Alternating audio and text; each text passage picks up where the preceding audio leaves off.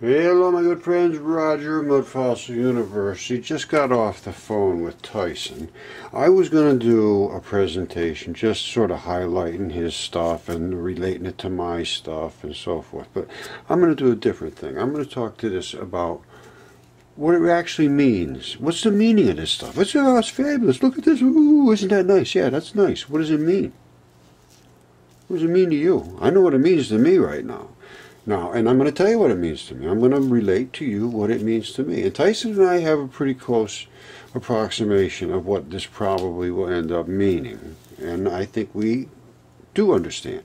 Tyson has a very, very good grasp of biblical text. And I have a pretty good grasp of virtually everything else. I've read all the rest of them, Hesiod and Herodotus and Ovid and Plato and all of it, and all the other stuff, but not deeply, or every single bit of it, but enough to have a pretty good handle on what's going on. And I have been relating text to text to text to text. What does it mean? Well, I'm going to show you something that I ran across that really tipped the scales for me. First of all, let me just start by saying one thing. This is biology on a scale that just the human mind just cannot comprehend. This is membranes. They're like a foot thick. In you can't even see them. They are just so thin that you could look up through a light and you'd blind yourself. I'm telling you, this is absolutely miles and miles and miles. Look at the thickness of the membrane. That's the membrane. That's a tight junction. In you, molecules are restricted from there. All right, look at this. Tyson put up one today. You have to come up here and watch this. Absolutely phenomenal. All right, watch. Now, I'm gonna just turn it down for a second. I don't want to steal his thunder here, because wait till you see it. It's Thunder Us. Now, out here somewhere, I just want to show you. All right, here's a good shot. All right, you see this? That modelly looking. See that stuff? That didn't just happen there by accident. He's going to go. He's very good at explaining this. He understands it very well. But you can see these little things. Now, before I showed you the thickness of the membrane there, well, this has what's called a synovial sheath around it. That means it's a slimy. This is it. I always thought they were smooth and there was no structure to them, but obviously there is. And obviously now I understand why. Because it's also a matrix of movable parts. All right, now, and that thing on this is like this thick. Unbelievable what he's got. So, and I just can't, it just boggles my mind. I got to be honest with you, because he's got the sight that head and shoulders over everything. I mean, that you can walk right up to and look at this. I mean, come on. So, and he's got stuff right across the board, lungs and membranes and, I mean, everything. All right, now, what does it mean? Here's where we got to get into the depth. We know these giants were so big that God couldn't drown them. They were miles and miles and miles tall. How's he going to drown them? Well, guess what? He couldn't, and he knew that. Okay, I'm just going to comment on his fabulous presentation here. This is biblical truth. Is the Quran the Word of God? He's comparing all the different texts. Now listen to what he has to say. Absolutely fabulous. And I appreciate being able to do this. I hope nobody protests. I just need to make these things known, and this was fabulous. So here goes. Oven gushing forth water. All right, talking about the flood. They're saying in this surah that Allah was going to gush water that was going to be from an oven. So, and now listen to what it has to say. You know that I have giants that are too tall to drown. Nobody can drown them. Way too tall. Miles and miles tall. We know they were real. And here's what happened. That's an odd statement. And you can read anywhere you want in the Quran, and there is no further elaboration on that concept. It's simply in referring to the flood, the waters of the flood. It indicates that an oven gushed forth water. Now that's Surah 11. Let's go to Surah 23, where we have another account of some of the details of the flood as well. Read with me this. And we verily sent Noah unto his folk, and he said, O my people, serve Allah. You have no other God save him. Will you not ward off evil? But the chieftains of his folk who disbelieved, there's your Arabic word for infidel, said, this is only a mortal like you, who would make himself superior to you. Had Allah willed, he surely could have sent down angels. We heard not of this in the case of our fathers of old. He's only a man, in whom is a madness, so watch him for a while. He said, this is Noah speaking to God, my Lord, help me, because they deny me. Then we inspired in him, saying, make the ship under our eyes and our inspiration. Then, when our command cometh, and the oven gusheth water, introduce therein of every kind 2 spouses, and thy household. Well, here we have a second occurrence in the Quran telling us that the flood waters gushed forth from an oven. What are we to make of that? These are the only 2 occurrences in the Quran, and as I said, there's no further elaboration, as is often the case in the Quran. A statement will be made, there's no elaboration, no clarification. You have to go to a Muslim commentator, a mere man, and get his opinion as to what is being referred to here. But guess what? If you go to the Jewish rabbis, Midrash, Tanchuma, Rosh Hashanah, that's head of the year, the new year, Sanhedrin, Zebaim, this story, these details are mentioned a number of times by the Jewish rabbis in the centuries preceding Muhammad's life. Read with me some of these details. Even after God had resolved upon the destruction of the sinners, he still permitted his mercy to prevail, in that he sent Noah unto them, who exhorted them for 120 years to amend their ways. Notice that the Jewish rabbis coincide with Genesis chapter 6 on that point. Right down to the exact figure, 120 years. Always holding the flood over them as a threat. As for them, they but derided him. When they saw him occupying himself with the building of the ark, they asked, wherefore this ark? Why are you building this ark? So notice, the Quran says that Noah's contemporaries mocked him. The Jewish rabbis say that in their folklore, the same thing happened. But of course, the Bible does not give any indication there at all. Then continuing in the Jewish Talmud, listen to this very carefully. Read with me.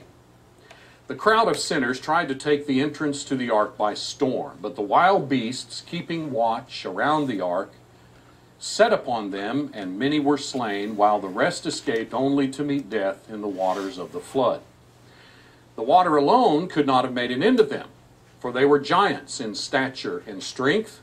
When Noah threatened them with the scourge of God, they would make reply, if the waters of the flood come from above, they'll never reach up to our necks. If they come from below, the soles of our feet are large enough to dam up the springs. But God bade each drop pass through Gehenna before it fell to earth, and the hot rain scalded the skin of the sinners. The punishment that overtook them was befitting their crime, as their sensual desires had made them hot and inflamed them to immoral excesses. So they were chastised by means of heated water. Okay, I have a statement to make about that, or actually several. The giants we have found certainly would not have been able to be drowned, and that would be an accurate statement. They just were going to be too tall, absolutely. And that's the stuff that Tyson has. Now, secondly, the flood coming from above, being superheated. I have been studying the magnetosphere and how our Earth creates gravity and magnetism, and it is and how it scrubs through the surrounding atmosphere out in space. It's not a vacuum. Tons of particles. We are ripping through the scrubbing. We are creating tons of friction. That friction makes that magnetosphere 56,000 degrees. And if God sent that rain through the magnetosphere, it would come down at 56,000 degrees. It would start to trickle down to maybe hit 10,000 degrees by the time it hit the earth. Because they were way up there getting it hit first. Maybe the people on the earth wouldn't have got scolded, but those guys would have got burnt their faces off. I don't know what would have happened to them, but they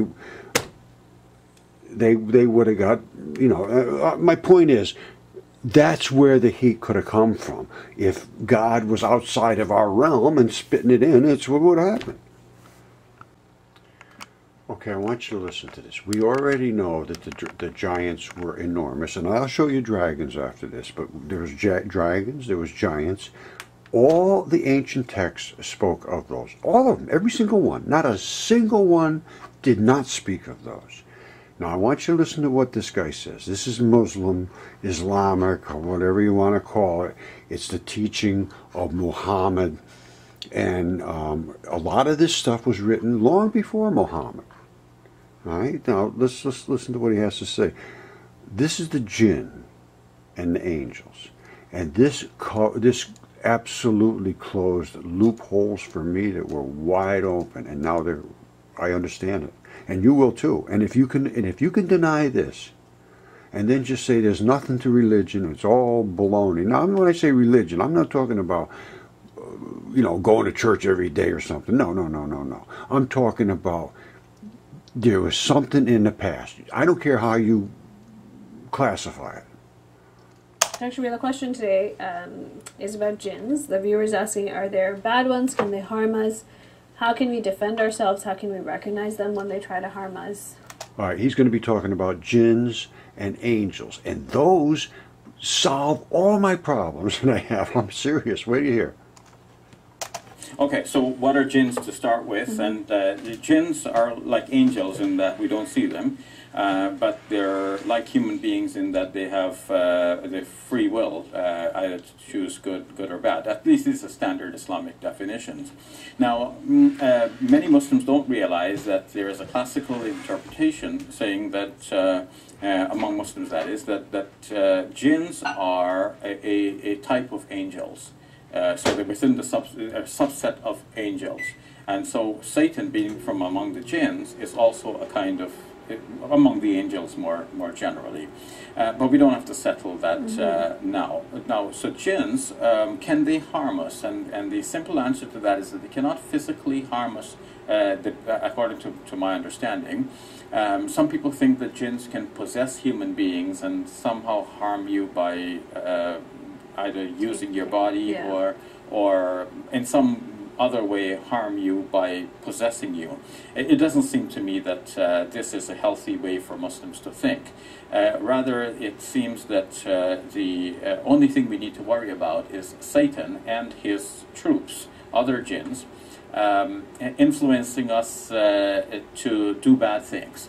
So influencing our minds. And so long as we are resolute and we want to stick to what is right and obey God, even that cannot harm us. In fact, even if they steer us in the wrong path for a moment, we will come back to the right path with more love and fervor, and seeking God's forgiveness will become closer to God, and so they do not succeed.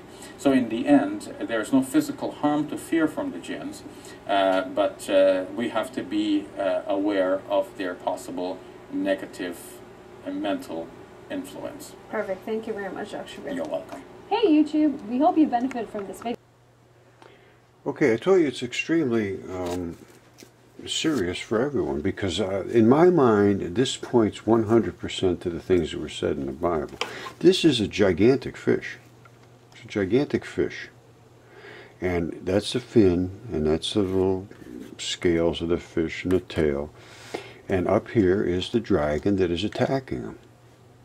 Now this is on Google Earth. You can easily go up here and see it yourself, but there's no question what it is. I have done this a zillion times. People are upset I keep coming back at it, but I think they're upset because of what it represents, which means that what was written was true of these giants and these things that could not be drowned, That's 1,100 miles long. And that is a dragon. Absolute no question. There's the beginning of it up there in his dragon-scaled throat. You see that? Dragon scale, fluty, flashy dragon stuff. Dragon scale, all the way down his dragon-scaled throat. And until his stomach comes, and I went through that, and I went through everything else. It's a cloaca, it's a avian, and you get down to the end, way down on the other side, and you still have scales because it's still the same dragon, and it's still decaying in the desert and running off the bodily fluids exactly as it is up here. Any coroner will look at that and understand it quite well, and they may understand how long it's been there based on how it's run out. I don't know. Maybe they will. Nobody will discuss it. However, this to me points to the fact that there is no question that the things that were written in the past that we cannot comprehend, the giants, the dragon, the fish, the everything, it's all factual. And as far as I'm concerned, it's all factual. Medusa could petrify creatures, found them, no question whatsoever. Nagas were here, found them, no question whatsoever. Engineered species were here, found them, no question whatsoever. Does anyone want to speak about it? No. No question whatsoever. And it's disturbing because this relates to your entire future life. I mean, right now, from this instant forward, if you just dismiss this, well, good luck for you. But if you look into this, which I would suggest, you may find a way to get out of this whole mess in an eternity that is acceptable, because it sounds to me like you're going to get one way or the other. Now, there's two of them that come to mind, and one of them is not good. So I guess I'm going to leave it at that. But let me just leave you one last word about the angels and the jinn, because that's why I wanted the Islamic take.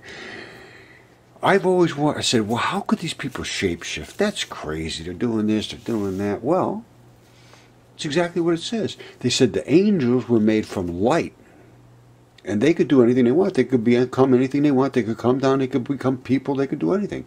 You know, they could look like that. They can't. I don't think they can interact with you in a serious measure, but maybe they can. I don't know. And then there was the jinn, which were the demons. Christians call them demons. And they were made from fire, and Satan was one of those. And he said, "I'm not going to bow down to that guy made from clay. I am much better than him. I am perfect, and I will not do it." And that's how it all started. And then he said to God, "Just let me do what I want until Judgment Day, and then we'll see who wins." And God said, "It's on." And that's where we are now. They can influence you just like that guy said. Sex, heavy-duty drugs, money, violence, domination. All right? Don't do it.